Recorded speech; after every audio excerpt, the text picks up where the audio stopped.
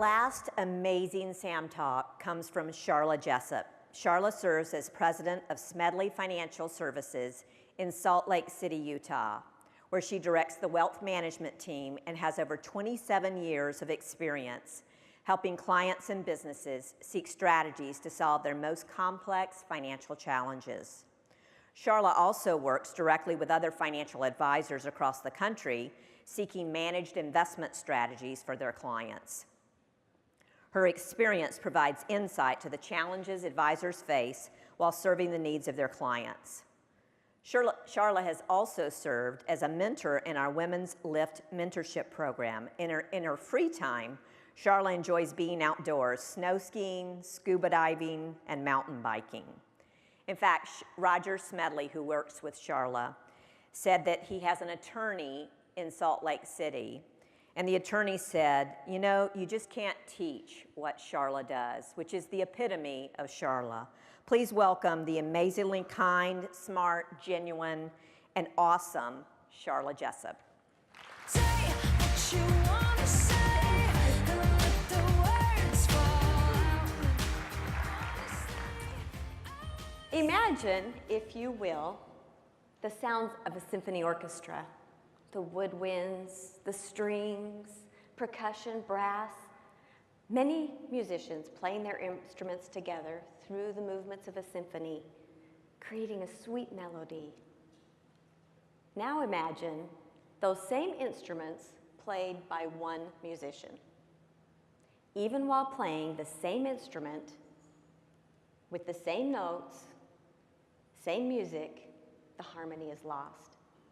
One man cannot play all the instruments at the same time.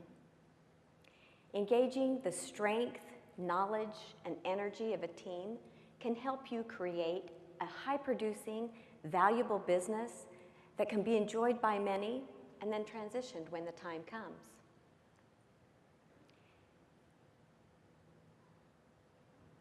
You may be thinking that you're different than this, that your business is different than this. But listen to our story. Not that long ago, Smedley Financial Services was operating on limited resources and with a limited number of people. And like most of you getting into the business, we played all the instruments. We drove the marketing, we drove the financial planning, the investment management, back office compliance, we did payroll. You name it, we did it all. In an effort to grow our business, we developed a successful niche. We were trying to transition from commission to fee base. And we would spend day after day meeting with clients outside of our office who were in this niche. We would load up our days with back-to-back appointments. We worked full throttle all day long, and this went on for months and months. We thought we were on fire. I mean, this was incredible. But in reality, it was a long, arduous process.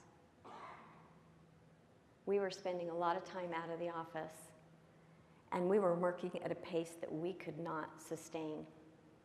On the days when we weren't out of the office meeting with clients, we were back in the office getting everything else done. You know, you still have to pay the bills, you still have to do the financial plan and make investment decisions, do the marketing so you have a steady stream of prospects. But our task management was whatever was on fire received the attention. You might relate to that. We began to hit a wall. There are only so many hours in a day, and you can only spread yourself so thin. A lot of you can relate to this because it's a common path for advisors getting into our industry. We want to create these amazing businesses that allow us to have a great work-life balance. For us, creating our team allowed us to move our business forward and have a great work-life balance. Teams are as different as the people who create them, and many of them are very successful.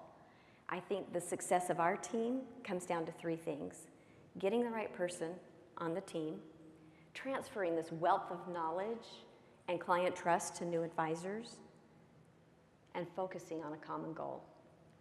Getting the right person on the team is like getting the right musician in your symphony.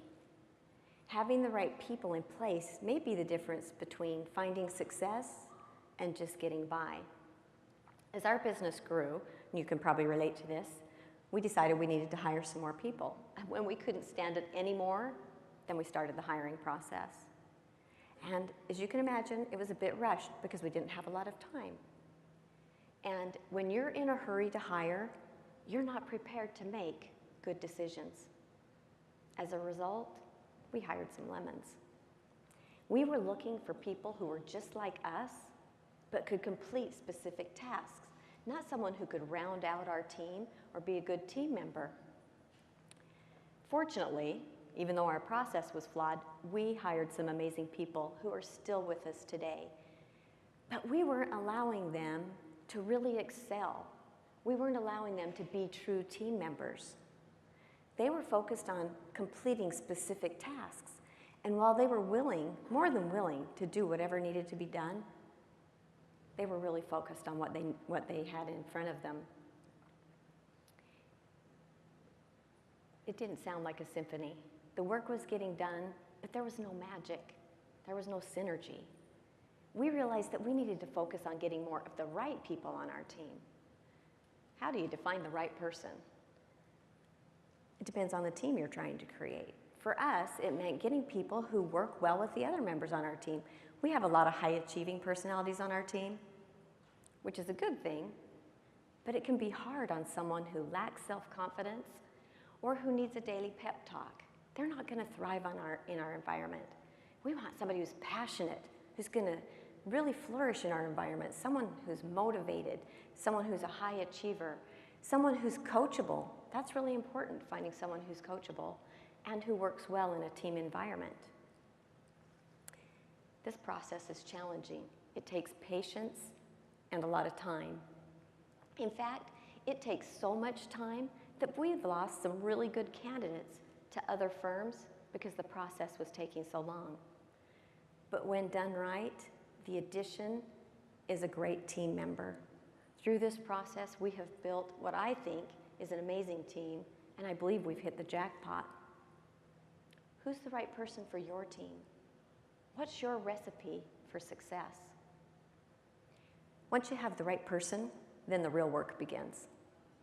Mentorship is like the sheet music for success. Think of the mentors you've had in your life. What kind of an impact have they had? What kind of a difference have they made in your success? Mentorship is vital to the success of a new advisor or someone who is going to be on your team. You wouldn't bring a new musician into your symphony without giving them the music and telling them what part they were going to play.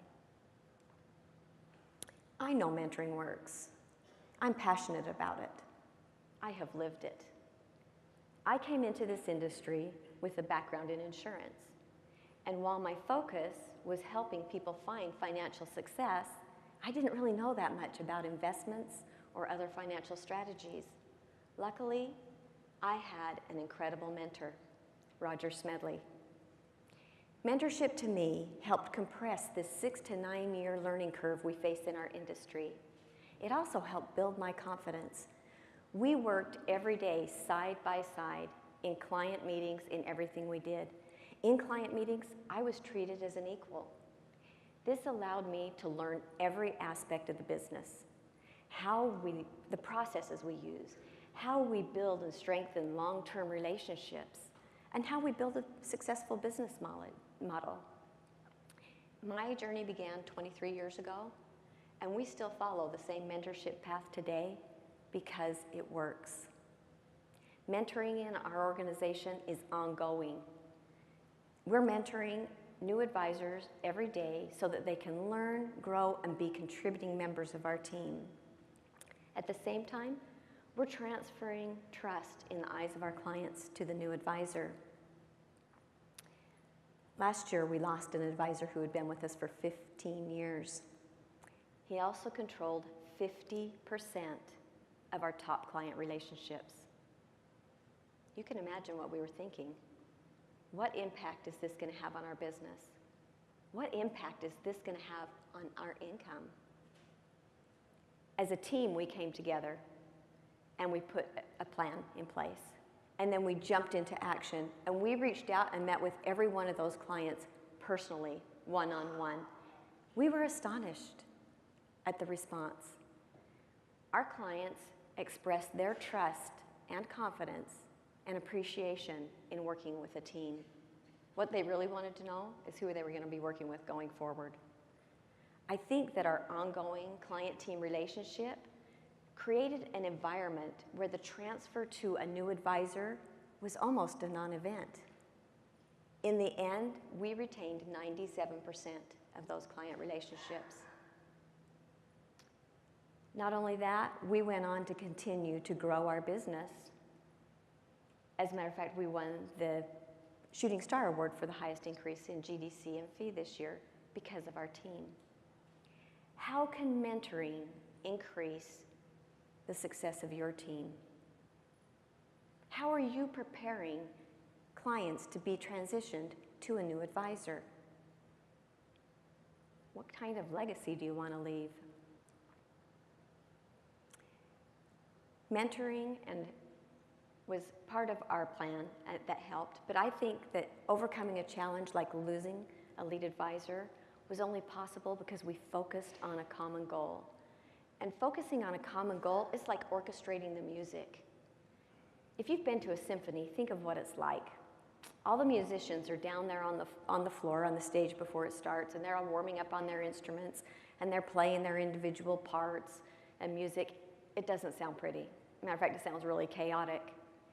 But then the symphony begins and the first piece starts, and all the musicians are playing together, and this wonderful sound fills the concert hall. Keeping a group or a team of high-achieving, motivated individuals headed in the right direction is critical, especially if you want them to use their individual talents. They need to know not only where we're going, but how we intend to get there. Our team has found success in using 4DX, or you might know it as the 4 Disciplines of Execution by Franklin Covey. And the idea behind that, not to get too long-winded, but the idea behind that is identifying the activities or levers that move the results you're trying to accomplish. A good example would be, let's say you want to play in the symphony. Well, you're not going to run down to the local store, pick out an instrument, and show up at the concert hall, right? It's going to require that you spend hours and hours practicing on that instrument every single day. Not only that, you're going to have to spend hours every week practicing in concert with the other musicians. Practicing is the activity or lever that moves the results for someone who wants to play in the symphony. Here's how our team uses it. We determine what our goal is going to be. Maybe it's going to be increased profits or increased assets under management. Everyone in our team is going to focus on that. It's going to become our wildly important goal, or WIG. We call it our WIG for short. In a weekly meeting, we get together and we commit to doing an activity that is within our ability that's going to move the lever on our WIG. This is in addition to the whirlwind that we all live in, you know, the stuff we do every day that sidetracks us. In this meeting, we report what we did in the week prior, the activities that we had committed to, where we had successes, where we had failures and hurdles, how we could clear the path for the next person. There's no judgment in this. There's no ridicule. Well, that's not exactly true because our team likes to have a good time. And so we tease each other. As a matter of fact, so much so that I told them they couldn't sit anywhere near the front today. I just couldn't handle it. But the reality is, we understand that in spite of our best efforts, there are going to be times when we don't meet our commitment. We don't let that get sidelined. We don't change or derail us. We make a new commitment and move forward for the next week. The beauty of this is, it doesn't require a manager to micromanage the process. The commitment to reach a goal comes from within each of our team members. Believe me, no one wants to show up at the meeting, if at all possible, to report that they didn't make a commitment. We also have a score chart that we've created where we can see at a glance how we stand. The benefit of this is, on a weekly basis, everyone on our team knows if we're on track to meet our goal. It helps keep us focused. It prevents us from taking on too much work or getting distracted by things that take us away from our wig. What's your wildly important goal? What are the levers that are going to make it happen? Today, we work as a successful team. Gone are the days of having a top dog that delegates to the support staff all the work that needs to be done and then follows up and micromanages to make sure things happen. Each member of our team is passionate about what they do, and they understand the value of being a member of our team. Not only that, they're committed and recognize their responsibility in moving the levers on our wig. Finding the right people, mentoring them, and focusing on a common goal have helped us create a great experience, not only for our clients, but also for our team. And just as important, we have a good work-life balance. This industry's great. You can create whatever business you want. What's your vision? What's the vision for your business? And what's your wildly important goal to make it happen? Whether you're a business of one or a business of many, you need to create a high-performing team. By engaging the strength, energy, and knowledge of a team, you can create a high-producing, valuable business that can be enjoyed by every member of your team. And when the time comes, it can be easily transitioned. Thank you.